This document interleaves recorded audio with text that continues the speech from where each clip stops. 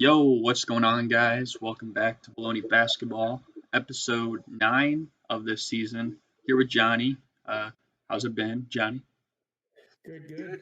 Good news out of the NBA landscape. Zero corona tests, zero positive COVID-19 tests have come back here. So looks like the NBA is doing everything they need to, and the players are being responsible off the court as well. So certainly gives me good hope going forward, and that's brightened up my day. How have you been, Garrett? I haven't been too bad, and like you said, there hasn't been many coronavirus cases in the NBA, so that's obviously a good thing. There hasn't been many games being postponed, and obviously we like to see um, all of our teams play. Um, but we're gonna move on to our favorite team. They were on the bad end of a tough game the other day, and Damian Lillard just went off. He had like 44 points, hit two clutch threes, and they ended up getting a jump ball, ended up hitting the game winner, falling out of bounds. Um, so, what did you make of the Damian Lillard going Dame time in Chicago? That's the Damian Lillard I'm used to seeing. You mentioned the 44 points, the rest of his stat line, 5 rebounds, 9 assists. So it wasn't just one of those, 40-point games where all he does is shoot. Took 17 3-pointers, which is absolutely bonkers. But he made, I think, 8 of the 17, so he shot like 45% from three. So when you're shooting that high of a clip, the volume is certainly something that you want to implement into your game. Without Nurkic and CJ McCollum, he's been having to do a lot, and he's been doing a lot. They haven't necessarily been great without those two, but they've at least been able to stay afloat. And the rest of the West, outside of that top four, hasn't necessarily been all that great. So that's allowed the Trailblazers to kind of stay in the hunt and keep themselves in the playoff picture. But in terms of Damian Lillard himself, second or third best point guard in the league, we can argue the Dame versus Kyrie all we want. But he's clearly one of the best point guards in the league, and he does this Dame fourth quarter time Dame time for a reason, because he comes up and makes big plays in big time situations, and we saw it again in Chicago. And unfortunately, our Bulls were on the wrong side of it. But that's just who he is, and that's what he does. Yeah, I think every time the Dame comes up really big down the stretch, it's always in a big game. Like we saw the one where he dropped 50 against OKC a few years ago. In the bubble last year, he had like a few against like the Mavericks and the Nets that last game or something like that. Uh, so it just seemed like it was poised to happen. And like you said, unfortunately, it was the Bulls who haven't been looking the best lately. I know they got one win against the Knicks, but they also dropped one the other day. But like you said, Dame is going to have to go off in the next several games until they get like CJ back and Nurkic back. Because, I mean, if you look at who he has around him, maybe his next best player is like Robert Covington, who's been struggling most of the year. Another person, Derrick Jones Jr., he's also out for a little bit as well. So, I mean, it's going to be tough. It's going to have to be like like an MVP level performance by Dame to keep him in the playoff hunt, or at least around there until they get or until they get CJ and Nurkic back, and then maybe they can elevate a little bit in the standings after that. Uh, but yeah, it just seemed like it was another one of those games, and at least on the Bulls, in the Bulls' defense, I mean, we'll get into talking about the Nets a little bit later, but they were on the wrong side of something like the day after or 2 days after or something. So I guess it wasn't the worst thing in the world.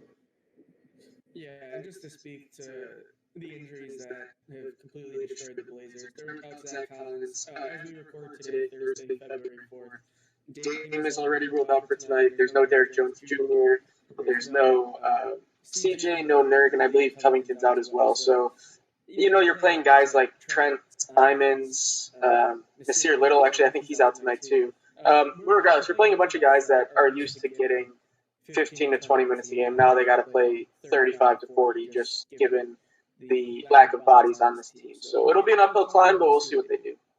Yeah, and you do have to give credit to some of those guys, like Gary Trent Jr. Ever since CJ got hurt, he's been averaging like 18 or 19 a game, which I mean, that's stepping up big time. And without him, they might have 3 or 4 more losses because they've been in a lot of close games. So we got to give him credit as well. As for the next topic that we have, we don't really spend too much time, I feel like, talking about the Ball brothers on our podcast. But both of them had pretty insane games against the same opponent, the Bucks. Lonzo went for 27, 8, and 3, shot 50% from the field on 20 attempts, 7 and 13 from 3. And then LaMelo, 27, 9, and 5, 4 steals, shot 8 of 10 from the field, and didn't miss a free throw. And I know a lot of people are looking at LaMelo's potential, but Lonzo's still young himself. What do you think of these two going forward and what they can still become in the league? Yeah, so I think let's start with Lonzo here. Been in the league for a couple of years now. I think 3 years, 2017 draft, so third year. Needs a change of scenery to me. To me, he can still be really effective and help a lot of teams, but I'm not sure that the Pelicans are the team he is going to thrive best on. The Pelicans, their starting lineup consists of 5. None of the 5 starters are above average 3-point shooters. Lonzo can hit 3-point shots, but he's right at the average mark. Eric Bledsoe's same thing. Brandon Ingram, same thing. Zion's not really taking threes, and Steven Adams doesn't attempt them. You need to surround Lonzo Ball with shooters because Lonzo's best attribute is his passing, is his vision, his playmaking.